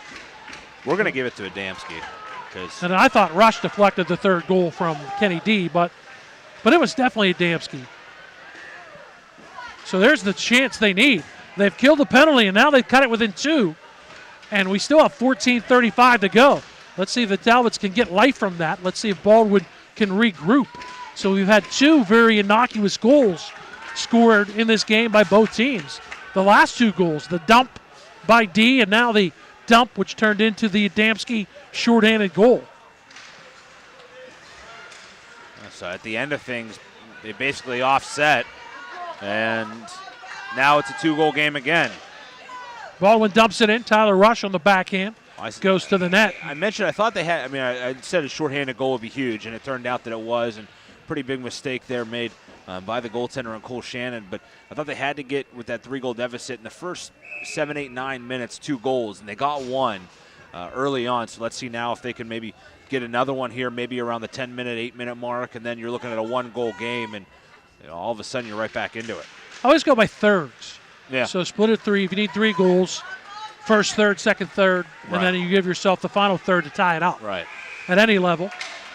A lot of times never coming to fruition, being a Penguin fan. Icing is the call against Baldwin, and Hampton it's against Hampton, as the Talbots tried to race to get there, but they couldn't do it. And the faceoff comes all the way back into the Baldwin zone. Justin Adamski with the goal. That's a huge one for Hampton. Face-off win. It bounced high over top the head of Bott behind the net. Baldwin's in the left wing corner. Milan's there. Consider this, that Weinbrenner's a junior and Adamski's a freshman. So should the season end for Hampton, you've got 2 pretty big pieces moving forward. That is, of course, they stay and play high school hockey. There's always that. Sure. Yeah, no doubt. And it's a big part of it. Slap shot from the left point taken by Meglio. It hit his own man in front. Cleared out by Milan. Right wing side, Tyler Rush on the break. Makes a move. He's knocked down. That's got to be a penalty. No. Well, it goes to the net. Wow. They say play the puck first. I thought it was a penalty back good here. Good defensive play by Meglio, I believe. Yeah, I thought Max Milan, when he tried to come out of the zone, maybe got hooked up a bit. And they didn't call that. Now, at the other end of trip, is things getting a little chippy, but you would expect that in playoff hockey. See, if you come down to a play like that, I didn't think he got the puck first. I thought he got leg, then puck. But if you get the puck, and then the play continues, it went the opposite way. Of course, that was on the right wing side, which is opposite of us. Here comes Zabrowski. Good rush down the near side, put it into space, but Tambury comes there, gets to the puck first. He falls down. Gets it on the backhand. Can he clear it? No. Reinert keeps it in. He'll dump it back on the near boards. Picked up, though, in the second effort by Tambury. And Tambury gets it out of the zone, gets the red line, and dumps it in. And that's what Baldwin's looking to do, although you don't want to go totally defensive. And then we get a whistle. We get a crease violation, maybe, or the net came off. And the net is off its pegs. Right now, Bishop Canavan leading Latrobe 3-1. In that game. So that's a Bishop Canavan team. So that's one of the changes. Well. I mentioned that there were 2 AA games. These games, but they had some changes, as you mentioned. They changed some dates and some times. Yeah, Canavan and Latrobe, they started at 7:15 at Kirk Nevin. Out of the zone, Michelle gets it up at Serlingione, fires, good wrist shot from the left circle. It's the outside of the post and deflects wide. But a good rush by Hampton, trailing 4-2. They got a shorthanded goal, 1:35 into this period by Justin Adamski. And a steal by Homitz. Spencer Homitz. His brother Ethan was a star, the leading scorer the last couple of years for Hampton. Dumped in. Bates clears the zone. On the tag up behind his own net. Tambury can't get it out. Steal by Homitz. On the forecheck is Bates. Homitz is in front of the net. Centering pass. Oh, it got on the stick of Reiser, but he couldn't shoot it. Good job to come over and close the gap. Oh, Hanlon there and got to it. Yeah, great play by him. Was just looking at his number. He stepped right up in the slot. That maybe would have been a goal had he not stepped up and got to that, because I'm not sure that Cole Shannon saw the puck. Back the other way. I didn't think he saw that one. Grob just gained the blue line one stride and fired a quick wrister. It went over top of the head of Cole Shannon. On the forecheck of the Talbots. Reiser can't keep it in. Dumped behind the net by Tyler Rush in his own zone. On the skate is Antonio. Up the near side. Cleared away by Kenny Dean. He's crushed on a good check by Bates. And Bates laying the shoulder into D. I'll tell you what, this Baldwin team, they are a big team, Bobby. They have a lot of guys that are really sort of physical presence. D is one of them, looking at Figura as well, Milan. And they are just a very physical team, not only in the way they play, but in their stature as well. I mean, they just have a lot of big kids out on the ice that skate really well for their size. 10:50 to go. Third period. Baldwin leading Hampton 4-2. PIHL AA first round action here from the Baierl Ice Complex. Great rush. Trying to go end-to-end is Knurr. Knurr does get it forced beyond the net, but Big Justin Weinbrenner comes out. Good outlet. Left side to Adamski. Stick handling, but he's 1-on-3. Can he sneak through there? Well, he almost kind of dragged it through the traffic, but Figura gets it, clears it. Icing upcoming against Baldwin. In the Division II playoffs, Meadville is leading Central Valley 9-3. Carrick on top of Elizabeth Ford 5-1. Carrick playing without their leading scorer tonight in Jacob Spiker.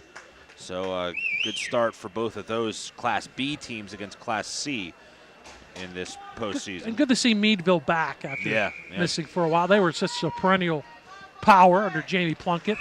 Yeah, Jamie's still there, still doing a great job. 900-plus wins and counting as a high school hockey coach. And, they've done a lot of great things there in Meadville. And very strong team this year. They're a team that, would not be too surprised if they were skating with a Division II championship.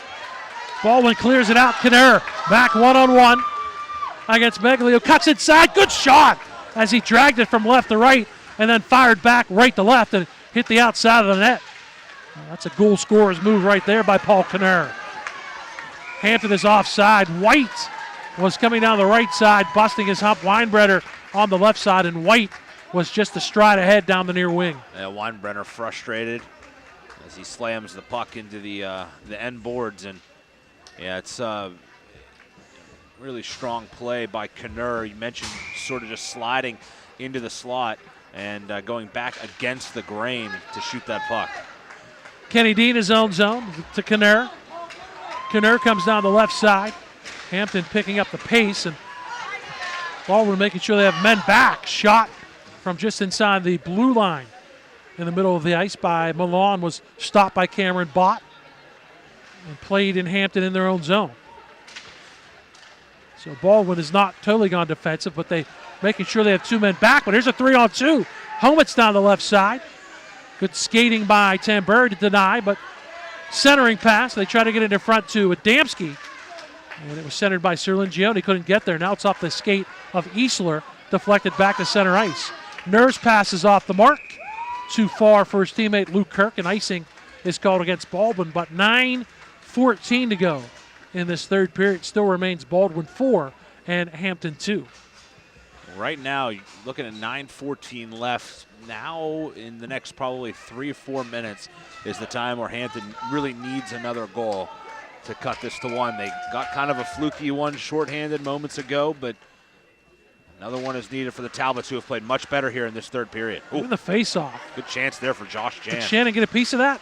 Yeah, if it hit him, it hit him because it came through traffic. Pretty sure he didn't see that from the top of the right circle. He saw that one.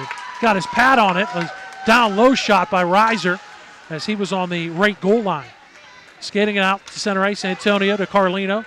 Carlino's dumped by Bates. I thought Carlino's played well for Baldwin tonight. Keeping it on the forecheck is Tyler Rush. Skins near side, firing. Meglio blocks the Antonio slapper. Reiser gets it up ahead. Adamski puts it forward. Adamski has Reiser in front. Adamski has to go to the right corner. Backhand pass, and he almost got it there. Had a man right in front. That was Reiser, but they standing right in front of the net. At the opposite post. Good job and hustling by Adamski, and then he somehow got that through traffic. Icing again against Baldwin. We've wound the clock down to 8:22 remaining in period number 3. Baldwin fans coming alive. They can sense if their team can just hold on here for the last 8+ minutes, they're moving on, and what an effort it's been for them in this one. And I think you're going to see a lot of Weinbrenner here in these last 8 minutes. They're going to probably double shift him, I'm guessing. Their top scorer, 40 points on the year. They're going to look for him to come up with something special here in these final few minutes to get them back in this game. I'm just saying, if Baldwin hangs on, Highlander fans, and if Hampton comes back, Talbot fans, dress in layers on Thursday at the Airport Ice Arena. Ain't that the truth? Good forecheck by D. And really, he's around the perimeter, has his pocket picked. You just don't want to give any turnovers inside the blue line or in the neutral zone if you're Baldwin, protecting his 2-goal lead. They dump it back into the Talbot zone. Daniel White plays it behind his own net. Comes to the near corner. Spinning with it is Reiner. Can he clear the zone? Baldwin on the forecheck keeps it in. Kinner had it, and he has to come back to center ice and get it. He's in his own zone. Good pass opposite side to Tamburi. He takes a shot that misses the net. And there's Kinner. Good job to fly up, try to get there, but he tried to kick it and he missed it. So it comes back all the way into the Baldwin zone, played there by Kenny D. I would think Kenny D has drawn a bead on one of our management science associates' 3 stars of the game, which we'll get to you afterwards. Yeah, no question. Maybe the MSA star of the game, if it holds up this way. If this score holds, I think that's a certainty. The 3 he's put in so far. You're fine with it. You're fine, yes. Dumped in again by Baldwin as we're under 7 to go. So Hampton now needs to take some chances, maybe make some stretch passes, try to open up the ice. Baldwin dumps it in, a long shot from the right point. Misses a net. Figura slid that wide. And on the forecheck, it was Kirk, and it's cleared away by Hampton, and Baldwin will take that. An icing call against the Talbots. Just really impressed with Baldwin's play defensively tonight. They have just sacrificed everything, and that's where it starts. And Cole Shannon has been pretty good in net for them, but really it started with their defense, where they have just been so terrific in front of him, blocking shot after shot after shot. And Cole Shannon has done enough for when he's had to see pucks to keep them in this lead, and just an overall good team effort here tonight by Baldwin as they close in just 6 minutes plus to go. You know, we don't see these teams game in and game out. You can see some of their better players have missed some games, so we don't know with injuries or with travel. Yeah. It's been a big case for Fox Chapel because they took a long time to get a full team together with both of those. So, right. You know, the travel takes precedence, and travel takes precedence. Even travel practice takes precedence over a PIHL game. So you see players who want to go to the next level. In the last couple of years, the travel leagues and the PIHL have gotten better about organizing a schedule. Helmet's left wing, good job on the defense by Figura to deny the streaking rush by Helmet's. Great stick, Figura. We mentioned the long body, the long reach that he has, and was able to get the stick out and knock that one away from Helmet's. Yeah, that communication has gotten better, but it's not quite there yet. Well, one problem is you have some coaches, Kevin Quinn, for example, who coaches the Penn's Elite team, who also coaches Quaker Valley. Of course, he's pretty committed to both squads, and he knows the deal and tries to work around both things. But then you have other travel coaches that don't really care about the PIHL teams and that kind of try to jam coaches up in the PIHL and don't really care about what the kids do besides the travel league, and I don't think that's right.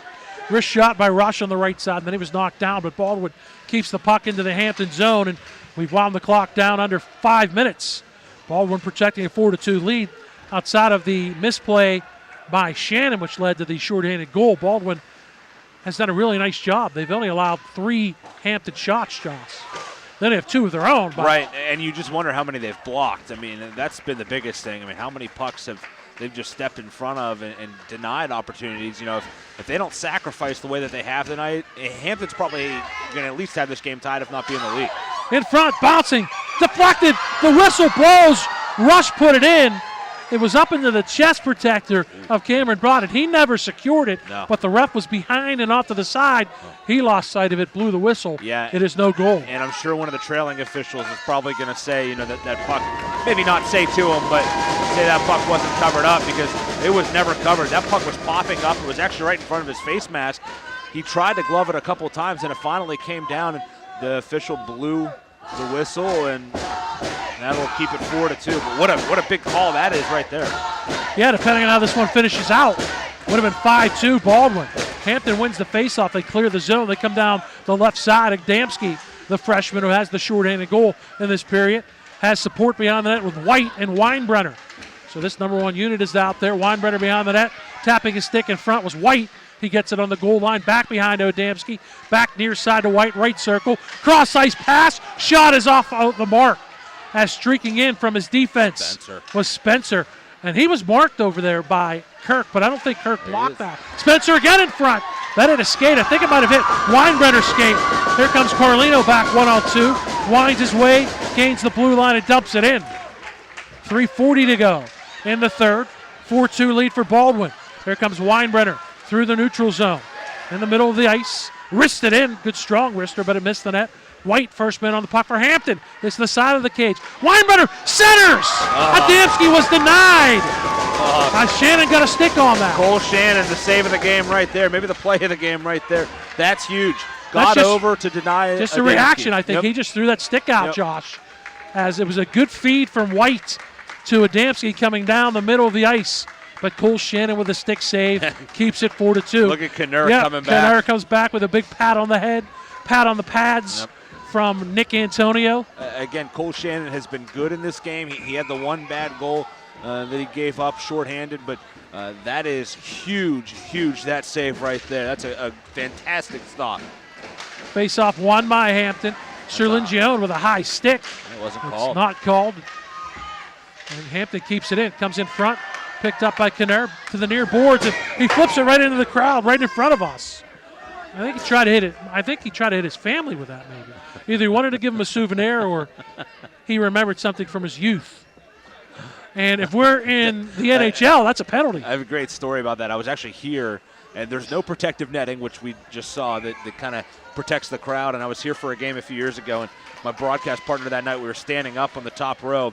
He got hit with a puck coming the same way, except there's a little more mustard on it, and got hit on the leg and had just as the puck's frozen down in the corner here, got just a nasty bruise out of it. But not only that, got hit in the leg, then fell forward on top of all of our equipment, wiped out all the equipment. We went off the air. We had to take about 10 minutes just to set everything back up. Meanwhile, he's in big time pain for the puck that he took. And he didn't have the equipment that some of these guys out here for Baldwin blocking shots have, but he took it like a champ, and we got the equipment back up and going for the rest of the game. But got to be on your toes up here in the crowd. Now, Josh, with 2:50 and down 2, when do you pull the trigger on Cameron Bach if you're Hampton? I think you start looking at the 2-minute mark for sure. In high school hockey, it's a little bit different because you don't quite have the puck control ability.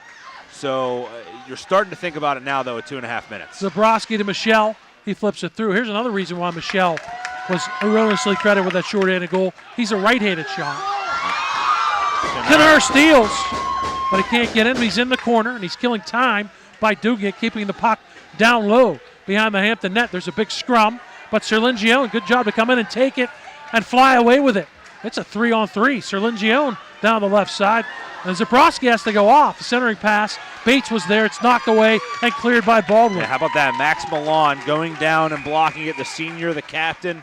And a hand pass is called here. Senior captain, 4-2 in the playoffs, leading by example, going down right there and blocking that pass with his body and keeping the opportunity away and keeping this game at 4-2. If you can't give up the body at this time of the year when you get into the playoffs, then you may never be able to give up the body.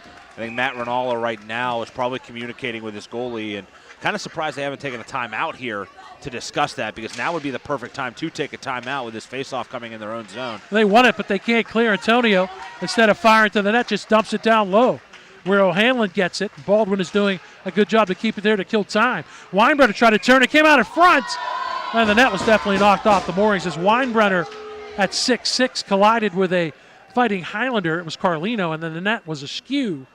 And the puck was a good opportunity between the circles for Baldwin. And again, I'm surprised that Matt Rinaldo is not using his timeout. You have to have that open communication with your goaltender.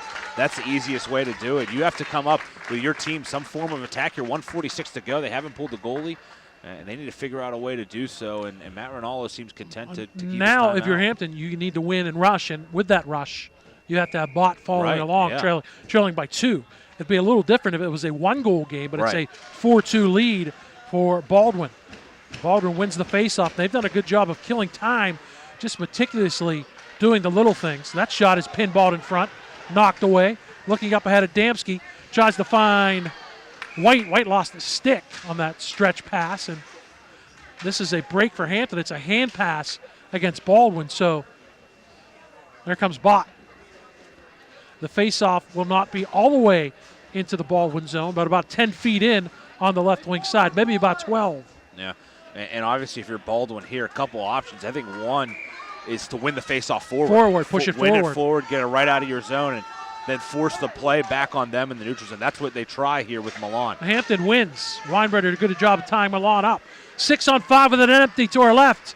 That's a high stick against Hampton, and probably a good high stick because Spencer, you don't want to take chances with that puck heading towards the empty net. Right, exactly, and got the stick up, but now you got to bring the goaltender back on the ice. That's the only disadvantage there is Cameron Bott has to come back out. And then you have to come the length of the ice Again, if you're Baldwin. So that's going to take time, trailing by 2. 1:22 remaining. Baldwin 4, Hampton 2. Winner of this game faces Moon, the number 1 seed in the Class AA PIHL tournament on Thursday. Face-off controlled. And see, Baldwin is just doing a good job. Not even Nurse just skating around over there. That's great. He's killed 10 seconds already. Yeah, they didn't even touch him. Slides it around. It's put behind the net by Ross Chanel. Hampton clears the zone. Bott is asleep at the switch. He wasted 5 seconds not paying attention. Under a minute to go. Spencer can't get there. Cleared by Baldwin to the empty net. And they miss. Icing is taking that shot from distance was Tyler Rush. Yeah, that Tyler Rush probably could have held on to that a bit and just played it up. He had a teammate Yeah, he did. And maybe could have gotten it to him, but at least gained the red line and dumped it in to kill time. Bit presumptuous there. That gives a face-off to Hampton in the Baldwin zone to the right of Cole Shannon. On the face-off is White. He wins it for Hampton, but good job to get there and clear the zone by the Baldwin Fighting Highlanders' Tyler Rush. Hampton in their own zone. They'll dump it up. It's off Nur, so it won't be icing. Dean his own zone with 35 to the near boards. Comes to the point. Josh fires. Had to go high as Milan went down, and it went over top the net. Rush has it. Slides it up. Kept in, though, by Spencer. 25 seconds to go. Adamski puts it to the point to Spencer. Wrist shot. Blockered aside by Cole Shannon. Beyond the net, Serlingione in front. Weinbrenner tried to shoot it, he couldn't. And it's put beyond the net by Adamski. Weinbrenner turned and knocked a stick away from a Fighting Highlander. Jan with 10 seconds. Fired through the crease by Spencer. Near side, White with 4 seconds. Jan through traffic. Blocked in front. Put in by Hampton. But it's going to be too little, too late as they score with 0.8 of a second to go. That's Adamski. I think that'll get his second of the period, second of the game. But yeah, just too late here with 0.8 to go. It's going to be 4-3, but Baldwin is going to advance.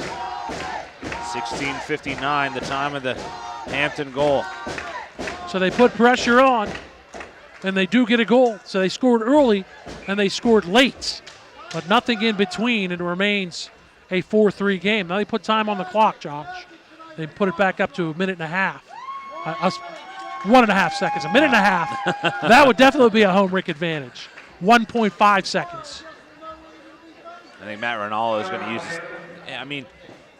Matt Rinaldo using his timeout now, it kind of defeats the purpose, honestly. I thought that 2 minutes ago he should have been taking a timeout and had a couple of opportunities to do it and didn't.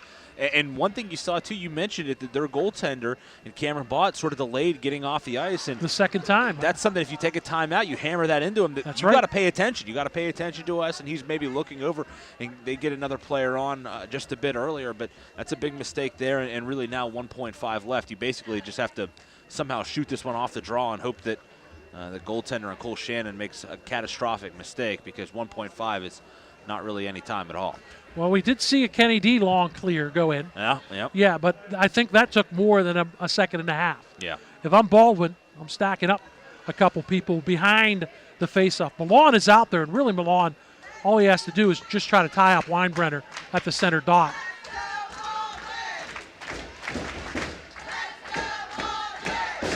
So it's Weinbrenner, Milan. Hampton has all 6 players, almost like an onside kick. They were a little too quick on the far, and you got to put that 1.5 back on. Yeah. False start on the draw. If it was an onside kick, it would have cost them 5 yards. But there's 3. Weinberg's going to try to push it near side. There are 4 Hampton Talbots to the near side. So he's a left-handed shot. He's just going to try to push it. It does come forward. Cleared right back by Baldwin and the Highlanders. The Fighting Highlanders, their first appearance. Adamski from White was the official tally on the last goal. So Hampton, a great effort in the third period. They come back, but they fall short. And Baldwin wins by a score of 4-3. Back with our post-game show right after this, including the Management Science Associates 3 stars of the game. As the Baldwin Fighting Highlanders are now the number 8 seed in the Class AA tournament. You've been listening and watching PIHL High School Hockey. The high school hockey playoffs are exclusively here on the MSA Sports Network. Who says you can only enjoy breakfast in the morning? And who says you can only enjoy it one type of way? At Dunkin' Donuts, breakfast is delicious any kind of way, any time of day. A breakfast craving can strike any time, whether it's morning, noon, or night. Has the perfect combination of breakfast deliciousness to satisfy any craving. Bacon, egg, and cheese on a bagel, sausage, egg, and cheese on a croissant, ham, egg, and cheese on an English muffin. All your favorites anytime you want them. Stop by Dunkin' for breakfast anytime. America runs on Dunkin'. Price and participation may vary. When looking to replace your athletic field, choose ProGrass, first in turf. ProGrass has installed over 500 fields in the U.S. Getting the best artificial turf for your field depends on both the product and the partner you choose. That's why architects, athletic directors, and players choose the ProGrass Performance System. ProGrass maintains an active presence in the synthetic turf industry as members of the Sports Turf Management Association and the American Sports Builder Association, and is proud to be recognized as the FIFA preferred manufacturer. Call ProGrass today, 866-270-6003, or visit them on the web at www.progressturf.com. ProGrass, first in turf. The only place to turn to listen and watch the 2016 PIHL Penguins Cup playoffs is right here on the MSA Sports Network. We have audio and video coverage from the first round all the way through the high school hockey championships. Plus, we will have nightly recaps of all the action. The broadcasts, the interviews, and the write-ups of the PIHL Penguins Cup playoffs are only here on the MSA Sports Network. And a nice salute by the Baldwin fans as the Fighting Highlanders skate off in front of their fans. They come on the road in the PIHL Class AA first-round matchup. They defeat Hampton by a score of 4-3. They'll become the number 8 seed to face Moon on Thursday. They played a pretty good game. A pretty good road game, as we mentioned. A great first period leading 2-0. Cole Shannon was pretty good in that. He made one mistake, which made the final score look 4-3 after Adamski scored twice in the third period. But all told, a nice effort by Baldwin, Josh. Good comeback. No quit for Hampton, but you've got to say Baldwin played very well. They were definitely, I think, the better team in this contest. Yeah, no doubt. I thought they were better from start to finish. I really do. I thought they played a tough game, a physical brand. They blocked shots. They did all the things that you have to do to win playoff games. And Hampton uses a lot of team speed, and they were able to match that speed while at the same time being gritty. And that was the difference is, just their willingness to block shots. Again, I think that's where they won this game. They won this game on their sacrifice.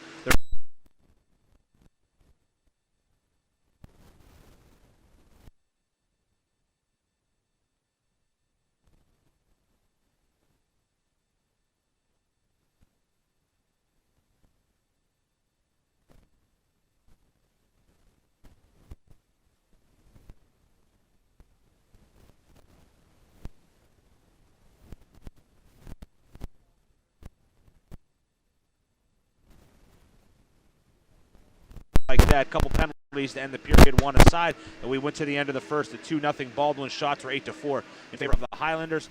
To the second period we go. An early penalty on Josh Jan would be killed, and Justin Weinbrenner about 6 minutes later would make it 2-1. A rebound goal off his own shot set up by Serlingione, and that cut it to 2-1. But just a minute and 32 later, Baldwin would respond in a big way. Kenny D, his second goal of the game after a block shot by Dominic Carlino. A block shot again by Kenny D would lead to a breakaway at the other end. He walks in, and Kenny D just dekes and dekes and dekes, then goes through his legs and tucks it into the net. Just a beautiful goal to make it 3-1. A penalty would follow on Hampton's Jordan Zabrowski, a cross-checking penalty, and that would be capitalized on the man advantage. It would be Kenny D, his third, a redirect, and really kind of an innocent-looking goal to make it 4-1. As it looked like maybe D shot it. They said it looked to us like it was maybe tipped, but they gave it to D, the credit to Kenny D, and that made it 4-1 after 2 periods of play, and shots were 23-13. At that point, In the third period, Kyle Spencer would go to the box for Hampton. That would be killed. That would actually come at the end of the second period. That would be killed, though, to start the third period. And then Justin Adamski, the 2 goals, the one shorthanded on the mistake by Cole Shannon, and then the one late with just 0.8 left on the clock as Daniel White would set him up to make it 4-3, and that is your final score. Final shots 27-20 in favor of Baldwin here tonight. Baldwin finishes 1 for 3 with a man advantage, though they did allow that shorthanded goal. Hampton finishes 0 for 2 on the power play. Last piece of business, the Management Science Associates 3 stars of the game. The number 3 star tonight, and I think we can both agree, despite only having 1 assist, I thought he was maybe the most dominant player at times on the ice tonight. Paul Knurr out of Baldwin, just the 1 assist, but he's your number 3 star. The number 2 star tonight from Hampton with 2 goals, including a shorty, Justin Adamski. And the number 1 star, we don't have the bell that we have in the studio for our number 1 star, but we'll give it to him anyways. A hat trick on the night, Kenny D from Baldwin. 3 big goals in this game. Got the first one, got the one that responded, that made it 3-1 after the Weinbrenner goal, and then the one that I think ended up being the game-winning goal, and the one that really put it away on that redirect. He finishes with the hat trick in this game. Kenny D, your number 1 star. So Baldwin improves to 11-11-1 on the season, and they're into the quarterfinals. They become the 8th seed. They'll take on top-seeded Moon on Thursday, March the 3rd, 9 o'clock at the Airport Ice Arena. And for Hampton, their season ends at 12-10-1. So that's it. Don't forget to stay tuned. The PIHL first-round action continues from the Baierl Ice Complex here in Warrendale. Quaker Valley and Fox Chapel comes your way next on the MSA Sports Network. For my partner, Josh Rowntree, for Jess Levo running the camera, Bob Orkwis saying your final score. It is Baldwin 4 and Hampton 3. You've been listening and watching the 2016 PIHL Penguin Cup High School Hockey Playoffs. Exclusive coverage right here on the MSA Sports Network. The 2016 PIHL Penguins Cup High School Hockey Playoffs on the MSA Sports Network have been sponsored by the Mount Lebanon Ice Arena, by J&J Distributing, by First Commonwealth Bank, by Carlow University, by Progress, by Dunkin' Donuts, and by Management Science Associates. You can follow the high school hockey postseason and all the winter sports playoffs by logging on every day to www.msasports.net. The preceding has been a special presentation of the Management Science Associates Sports Network.